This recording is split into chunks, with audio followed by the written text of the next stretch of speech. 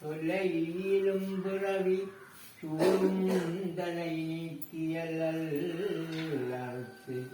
ஆனந்தம் ஆக்கியதே.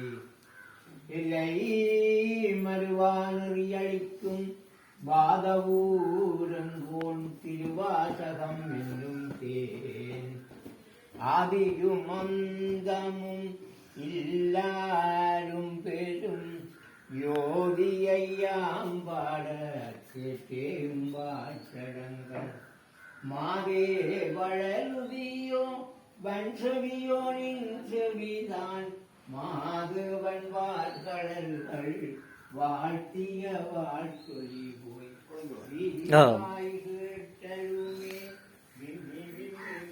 மறந்து ஓராத